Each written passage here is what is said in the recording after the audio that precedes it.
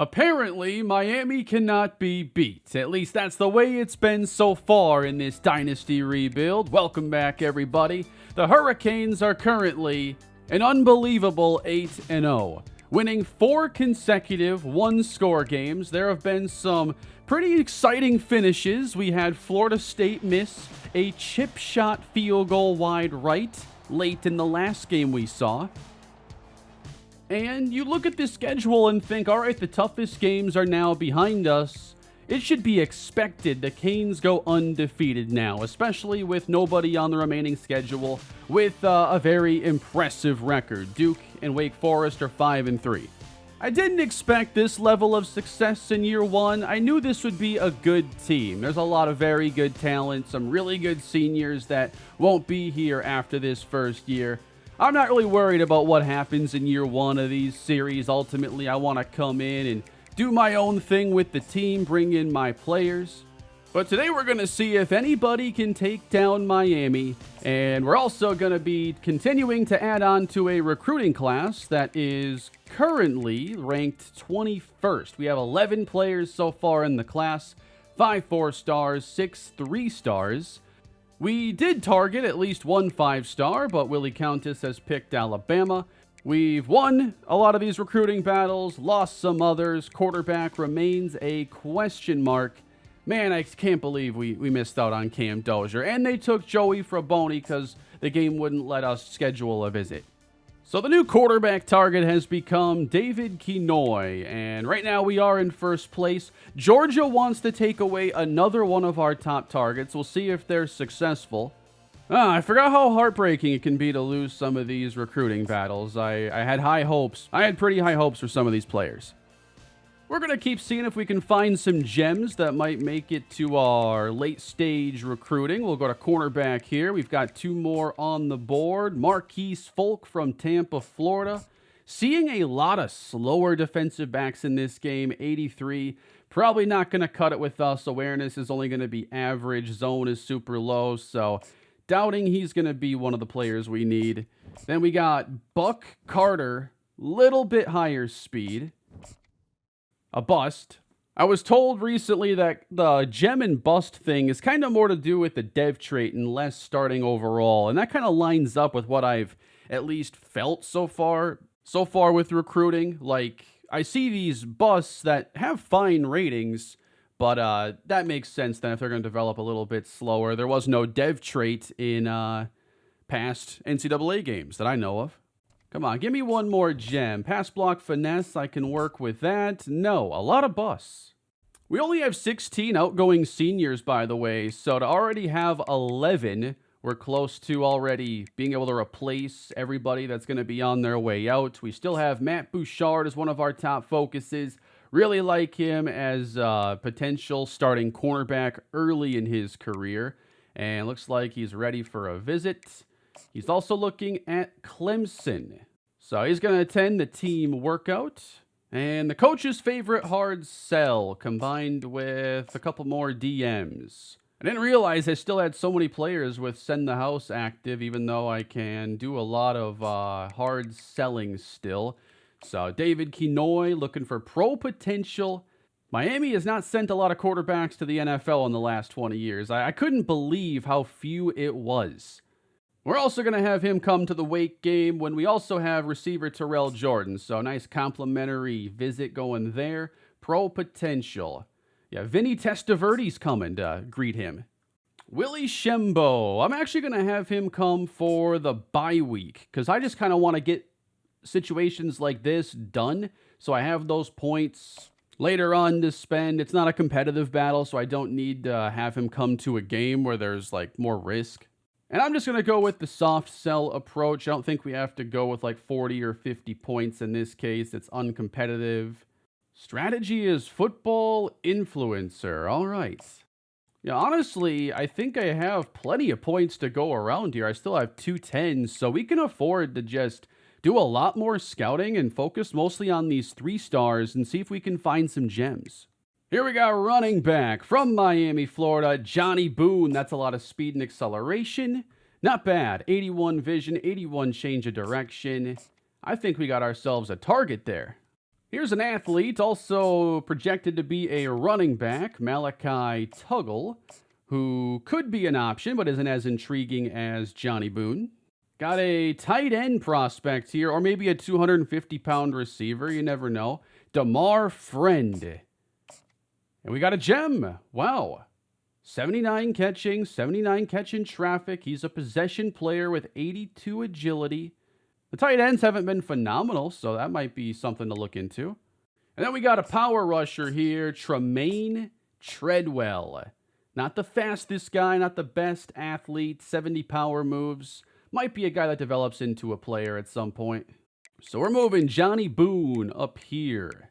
Now, we did jump into first place for tight end Nick Hammer, so he's going to be our main focus. We don't have a senior tight end, so I'm not just offering to everybody. I kind of have players on the board that are like the next option if someone else ends up getting committed somewhere else. Going to keep adding on visits to that final home game, too, against Wake Forest. A very complimentary visit, like a whole offensive unit's going to be coming to this game.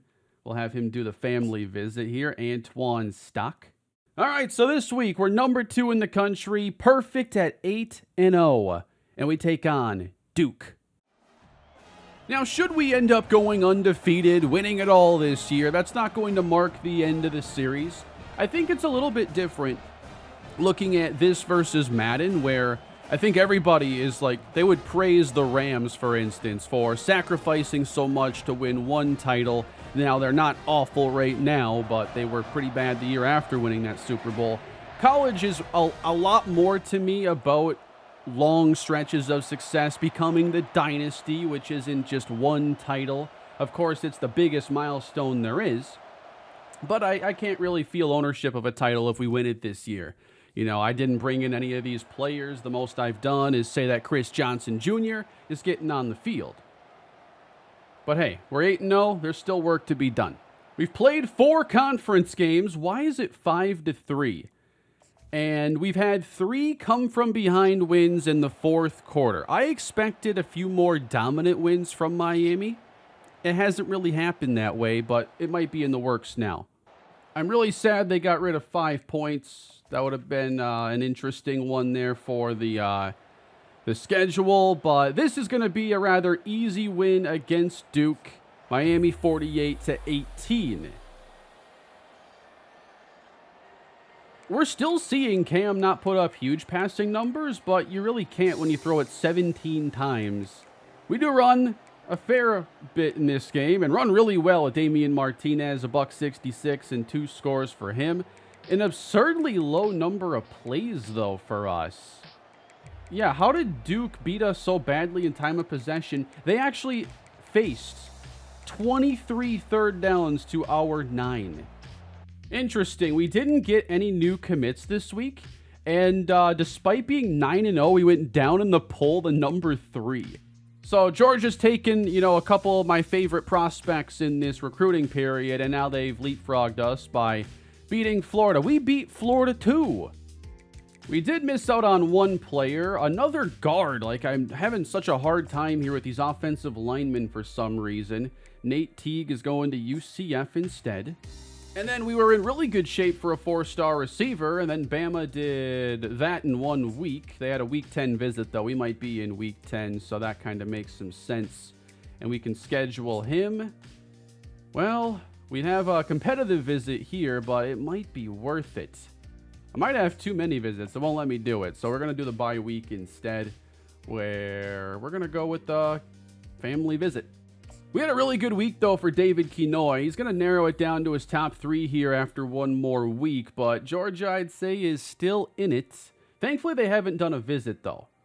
And we did jump into first place for Johnny Boone, so we're going to go a little more aggressively now for the 3-star running back. Scouting more new offensive linemen, and, Trey is awesome, but we're going to go with Antonio Gray, who's got the better pass protection ratings, looks like. And, yeah, I think we're going to build up some nice O-line depth here. Just had a lot of bad years in past dynasties where I didn't have guys ready, and I don't want to make those mistakes again. It is rough. Only 1 interception on the entire year for Cam Ward. That's pretty unbelievable.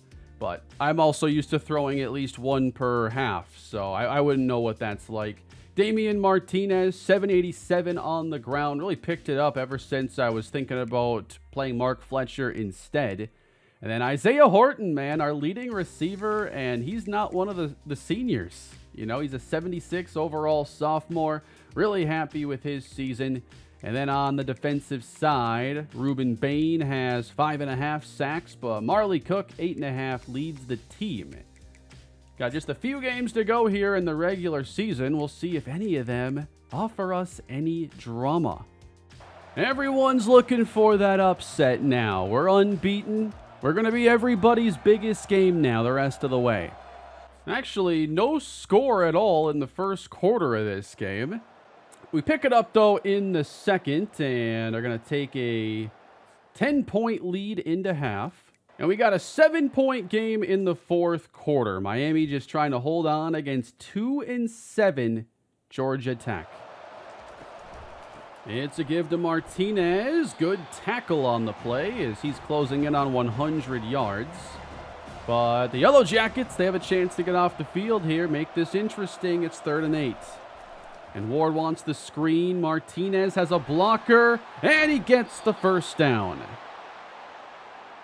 Cam did get picked off today, so now 2 interceptions on the year for him. And it's Chris Johnson in motion to the bottom. And the pass is picked off. He does it again. What was the plan on that play? Like, we faked the screen.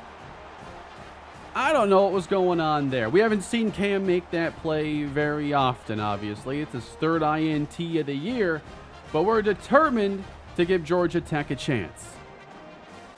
So they got to capitalize now with a short field, and it's a quick slant for 9 yards. They got a star quarterback, but they are 2-7. This is Haynes King, who has 2 INTs on the day. Yellow Jackets get a first down. King fires. Oh, he threw it late, and it's picked off. I've done that one many times. And he's not gonna catch him, or is he? Touchdown! Dante Langston on a 72-yard pick six. 3rd interception for the defense. Looks like Miami's gonna be able to handle another close call this year. That's 10 victories in a row to begin the season. 38-24 is the final. Good day again for Damian Martinez with 3 more runs of 20+. Really having a strong second half of the year. And then 3 picks for our defense. That's pretty big. Wesley Besant got one as well. Couple sacks here. 3 sacks, 3 interceptions. Good day for the D.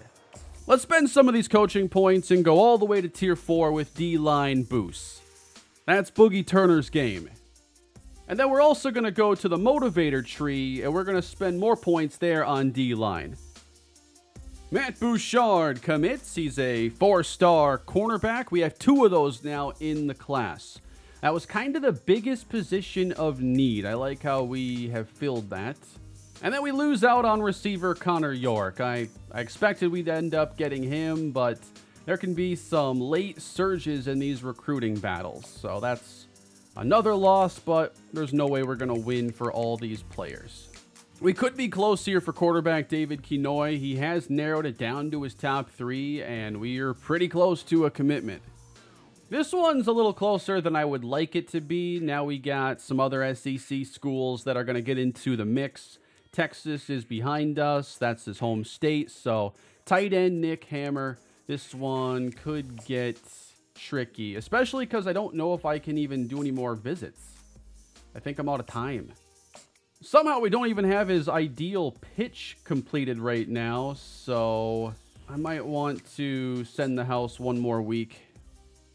There we go. We got a quarterback, finally. Our 3rd option here in recruiting, David Kinoy from Sanford, Florida. We're also continuing to add to this offensive line. We have a kicker. We had to go outside of our regular pipelines. I told you, we looked all over the country. The best kicker was in St. Cloud, Minnesota. Antoine Stock also. A lot of players committing this week. We should have a top 20 class now, I'd imagine. LSU's number 1, then Georgia, Notre Dame, who is ranked number 1. We jump up to 17 with 7 4s and 9 3s. So we've got a quarterback now that we can start developing, but he is a bust, so might not have a good dev trait or anything. But he's accurate right away, so that's one thing that won't have to get a whole lot better. But we still have an offer out there for Sergio Keenan. Now, FSU is gaining steam. There is a visit lined up, so he might end up going there instead. He's got 90 speed, 75 short accuracy, so a lot of mobility. I'm seeing a lot of fast quarterbacks in this game. Like 90 plus is extremely common. It's going to be tough with us not being able to have a visit. We simply had too many, and now we're out of time with one home game left. Oh, and this week, Nick Hammer has now flipped to preferring Texas. So this looks like it's probably going to be a losing battle for us. Like, we've covered nearly every position group, but the offensive line's been the trickier one for whatever reason. We got 2 centers, but I don't have a single tackle or guard yet. There's a gem at right guard, 89 strength. Might have more of a run blocker here. Typically the power archetype guys are. 91 strength, okay. Devian Christie looks a little intriguing as well. Then Alan Edmond, now we're finding the gems. 2 games away from a perfect regular season, and now it's time for our home finale against Wake Forest. Here we go, everybody. It's our last home game. We got like 8 recruits still at this one. If they haven't already committed, it's hard to keep track of everything. The Demon Deacons are trying to spoil our perfect year. Looking like a high-scoring game so far. We got 17-17 going into the second half. That's a 26-yarder for the Demon Deacons, then a 25-yard run. And they get it done on 3rd and goal to take a second-half lead. Wake Forest has come to play in this one, and that pass was nearly picked off, intended for Restrepo. Seeing Cam Ward put some more passes in harm's way today. We haven't even seen that many. And that's a 3-and-out. Why do we get that update now? All right, we're counting on some guys to step it up and make a couple plays then. And that pass is caught. All this winning has gotten our toughest place to play ranking at 16. But a big run ripped off now inside the Miami 40. That's Damon Claiborne for 100 yards now in this game. This might be the toughest offense we've seen this year. And another big run. Come on. We got to get off blocks. That's 20 more. And that slow mesh works its way into a slant. First time getting to see it here in College Football 25. Got a bunch on the bottom with the Demon Deacons driving. Oh, that's a flag down. What could it be? That's got to be a hold. 3rd and 10 right here. One of the biggest plays of the game. It is a fake with time. And the pass intercepted in the end zone. Wake trying to go up 2 possessions, and they get too greedy. It is intercepted by Diani Hill.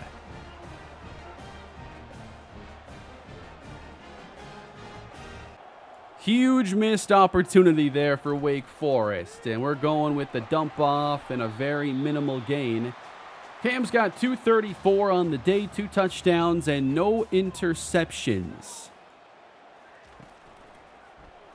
He fakes and is brought down again. Jasheen Davis, 2nd sack of the game. So it's 3rd and 13. We got it, no problem. Xavier Restrepo moves the sticks. Now Horton, the motion man. He is our leading receiver and gets it on the crossing route. 1st down. On to the 4th quarter. We've had to pull off a few 4th quarter comebacks in recent games, and it's happening here again. Full quarter left to go. We're 41 yards away from the lead. Ugly play there. That was dangerous. And now Borregales has a leg. I don't know about kicking from this distance. But 3rd and 9. Cam across the middle, and it's dropped by Arroyo. We do send out Borregales for a 58-yard try. He's a great kicker. He's hit some big kicks recently, and this one, it's good. I thought he had missed this one. I wish the angle was more like broadcast for actual kicking angle, but we still trail by 1. Wake Forest to the air, and a good start to the drive. It's an 8-yard pickup. Another run inside, and continuing to gash the Cane defense is Claiborne. 4-man rush, and a laser that is not held on to. Got that stadium pulse cranked, and it's 3rd down and 9. Pressure from Bain. He throws it away. Miami just needs a field goal now for the lead. And that pass is batted away. 3 receivers all at the top, but it's Martinez running left for 3 yards. We've seen some pretty good defensive stops so far in this second half. Demon Deacons looking for another one as they show blitz. They were bluffing, and it's caught for the first by Jacoby George. Another 3rd down. We head to the air and barely convert it. And it's a fake delivered. That's Restrepo.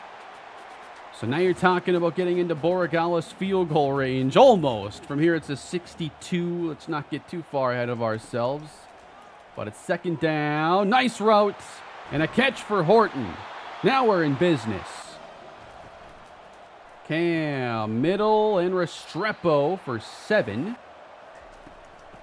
Martinez carries and is turned away as he reaches the marker. So time winding down as we methodically work down the field. 4:20 left to go. Big 3rd down. It's going to be a pass, and it's open. Caught by George. Another handoff, and he's going to be chased down. Martinez dropped for a loss.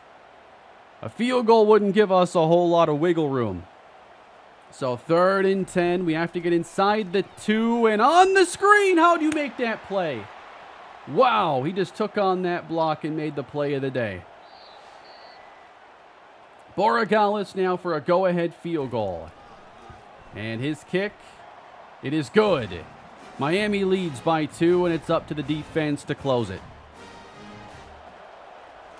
And here we go, everybody to the air, and incomplete.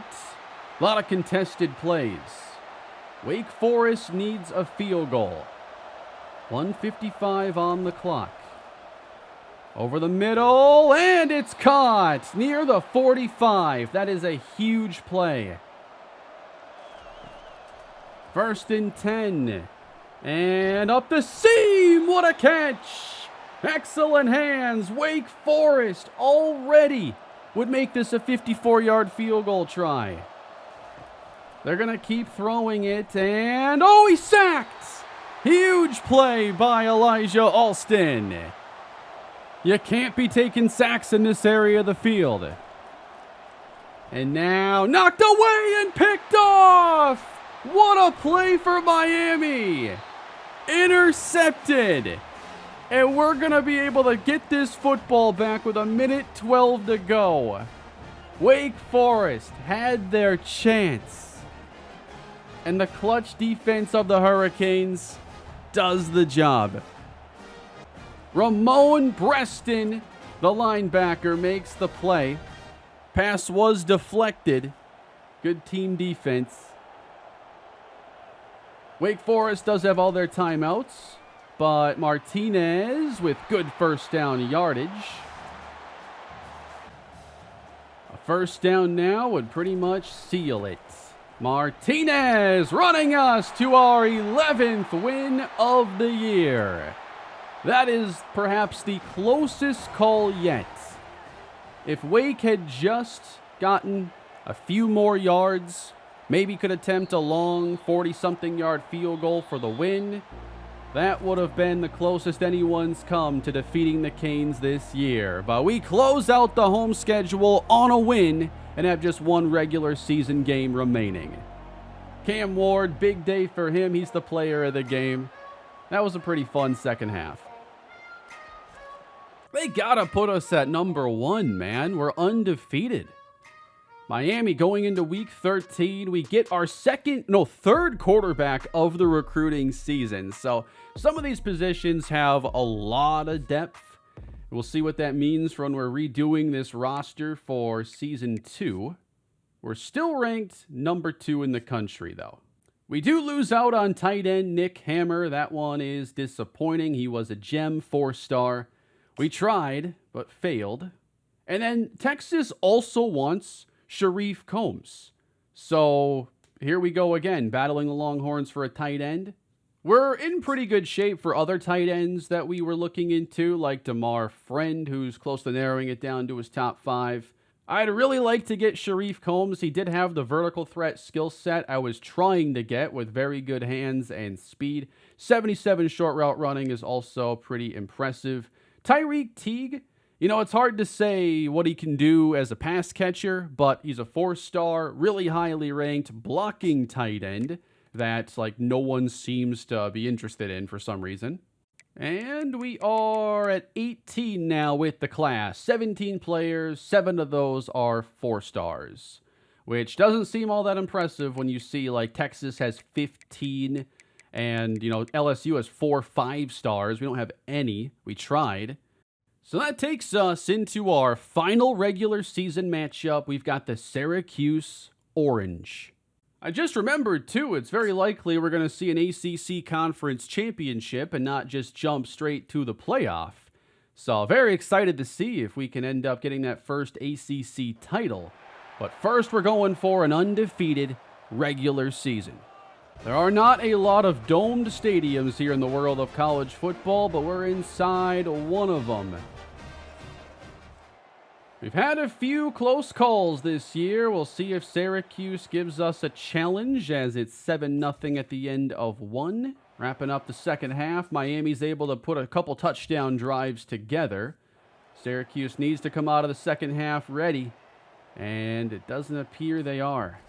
It is a 12-0 regular season after all for Miami. 44-15, a pretty smooth victory over the Orange. Oh yeah, I forgot. Kyle McCord went to Syracuse. Cam Ward, 314, a touchdown plus an INT. We get 98 from Martinez, and Fletcher scores a pair of touchdowns. So does Xavier Restrepo, 1 on the ground and 1 through the air.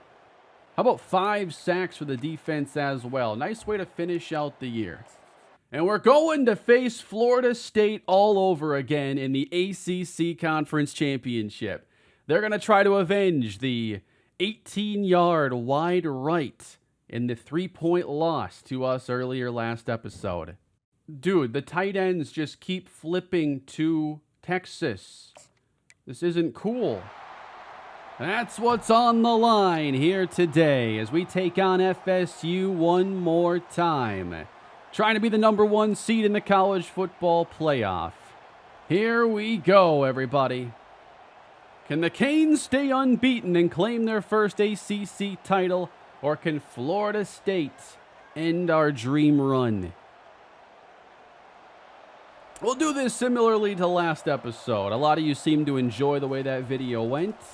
So, first quarter, first possession, and the first play, FSU rips off a nice run with Roydell Williams. We know he's a playmaker. We know this is a good offense that could have scored a lot more than 14 in that first meeting. And they're off to a pretty good start on this opening possession. It was a low-scoring game the first time, so we know touchdowns are going to be crucial.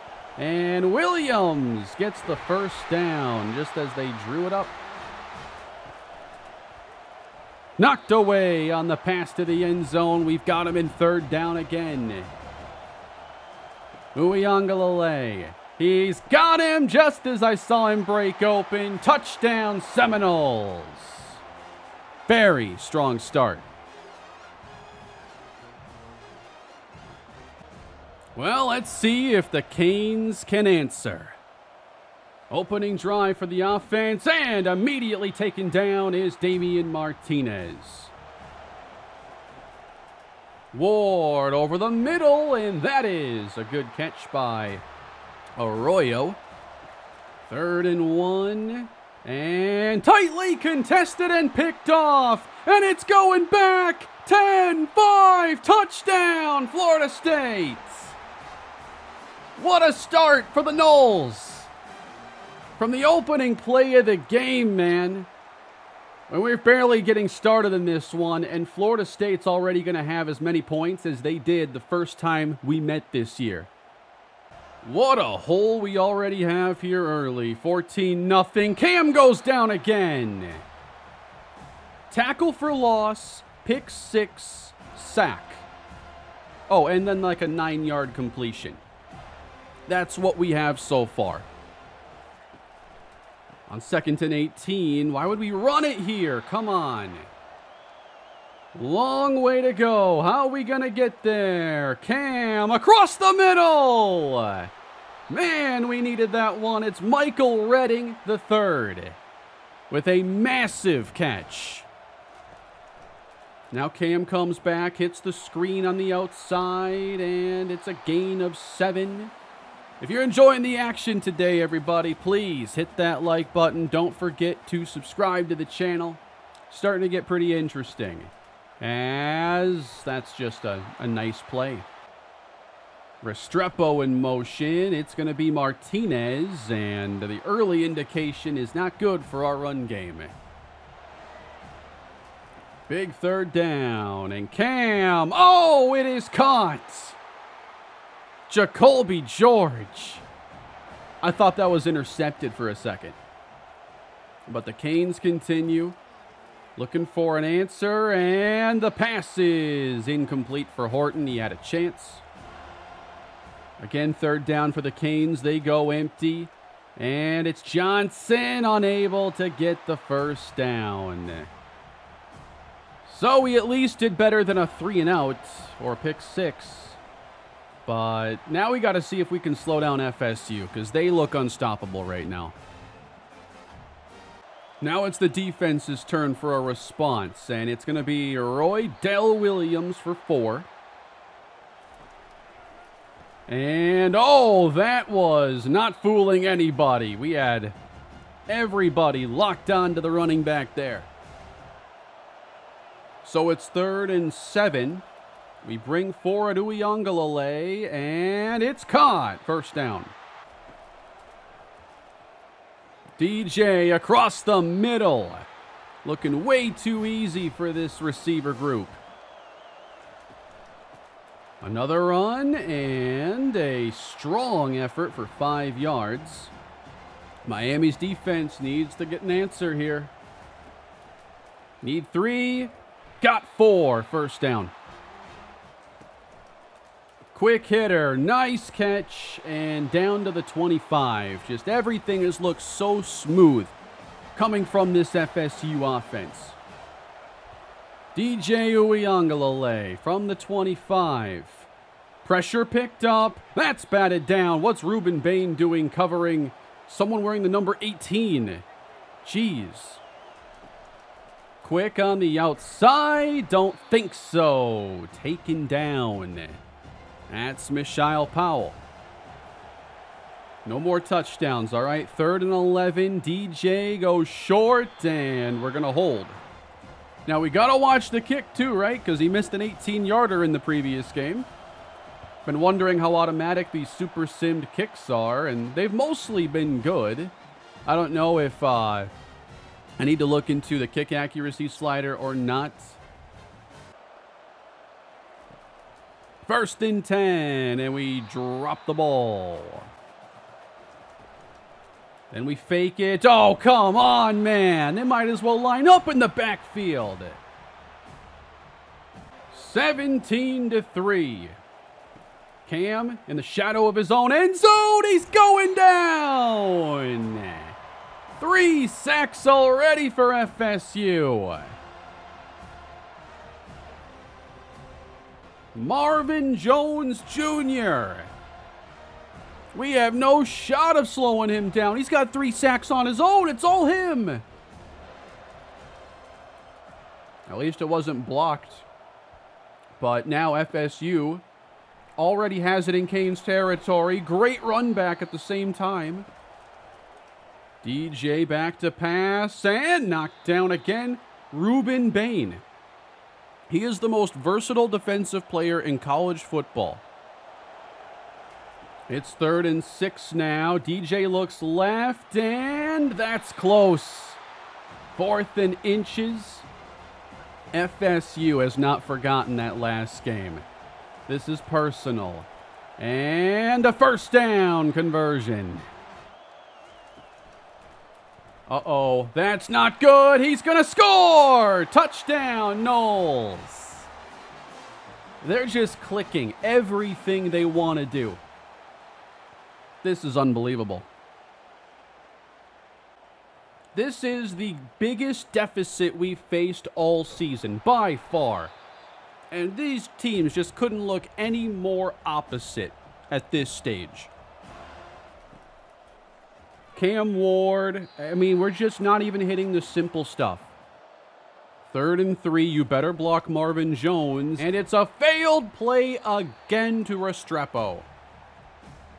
So FSU has the chance to control the remainder of the second quarter. We got pressure. Doesn't matter. Caught! Down to the 1. What is this team? We go 12-0. Undefeated season. Number 1 in the country, finally. And this is what we're doing in the ACC title game. By the way, Miami has never won the ACC. I said that back in episode 1. One of our goals was to win a conference championship, and this is what we're doing in our first chance. They joined the ACC in 2004. Never won it. College football playoff shows up 10 years later. Never been in it. That's going to change this year, I assume. I don't know. I hear the logic's not that great, and it's not looking like we're going to win the ACC now. It's 30-3. I'm so tired of this. Ward throwing. What is going on? Is this the missing piece of Hurricane football I had not experienced until today? The most lopsided half of the entire year isn't one of our games against an FCS team or a low-ranked ACC school. It's us on the wrong end in the ACC title game.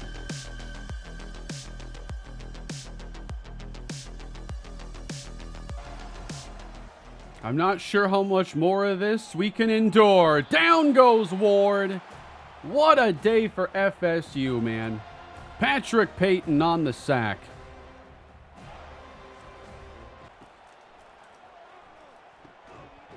They're making every play.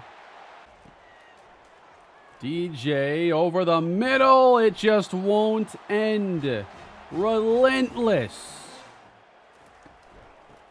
And Roydell Williams, touchdown, Seminoles.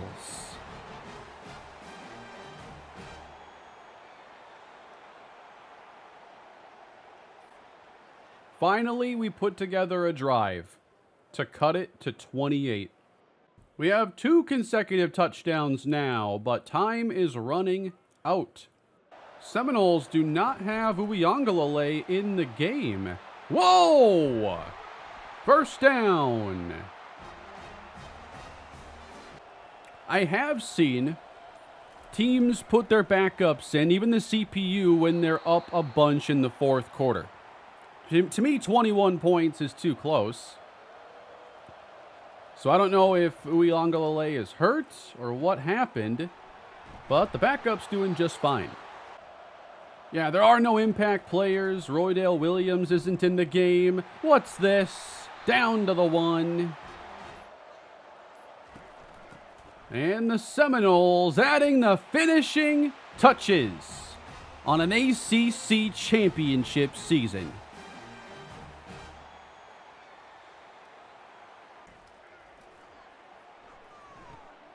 Oh, come on, man. You threw it right to him.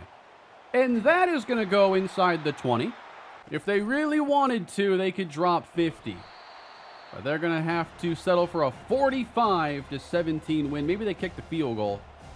So DJ Uiagalelei transfers away from Clemson, comes back to the ACC, and wins a conference title, while the Hurricanes still have never won it. And we have suffered our first loss of the dynasty. Now, of course, there is still going to be college football playoffs and the postseason. But what do we think of this team now going into those games?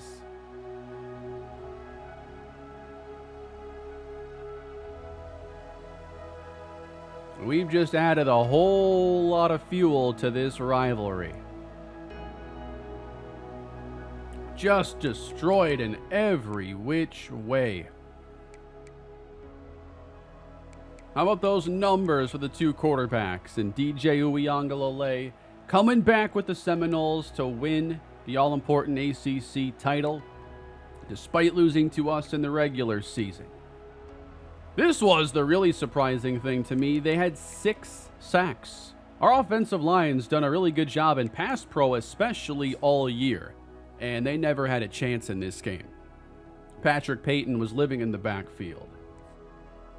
So now we're going to have to see what the playoff logic does. I assume we're fine, but I know that the logic in this game at launch hasn't been great. There's a lot of weird losses in the simulating. The college football playoff logic itself is not always making sense. We'll see what this means for us. At the least, we know it's a quality loss, like we lost to the number 5 team. Hey, we got a right tackle, though, Joe Dahl. We fall to number 7 with that loss. Boogie Turner, Coach of the Year. How about that? Look how fast Boogie Turner has changed things here. We got our OC, Danny Boyd, the Broyles Award for Coordinator of the Year. So he's gone, I assume. Jalen Milroe is the Heisman winner. 38 touchdowns to 8 picks. Bama with another successful quarterback. Ruben Bain, best defensive player. 6 sacks, 37 tackles, and 24 TFLs. Feels like that production wouldn't be Defensive Player of the Year worthy, but we'll take that. Andres Borregales, the Lou Groza Award winner. He kicked a lot of tough field goals for us. The awards just keep coming, too. College football playoff. We're taking on the defending champions. Are you kidding me? That is such an awesome opener. Oh, and we got early National Signing Day. We got more than just games going on right here. But it's Bowl Week 1 of 4. Here is your college football playoff bracket. Florida State took over the number 1 seed. Oregon's the 2. Bama at 3. K-State 4. And then Georgia is 5. And I know everybody's been seeing Georgia with like 5 lost seasons. I actually haven't been doing like the force win stuff, I think more than one time. But the only major surprise here, like Jack State as the 12 seed against Georgia. But we get Michigan. If we win, Miami, Florida State, Part 3. Well, this series officially has some excitement now. Wow. College football playoff coming your way next episode. We got Michigan, and we'll see if we're able to take it further than that and maybe get some revenge against Florida State. Thank you all for watching the first handful of episodes in this series. We haven't even gotten to change this roster yet, but I'm hoping you're having a good time with it. Again, please leave a like and subscribe to the channel if you're enjoying the content here in College Football 25, and I'll have much more coming your way this week. Have a great day, everybody.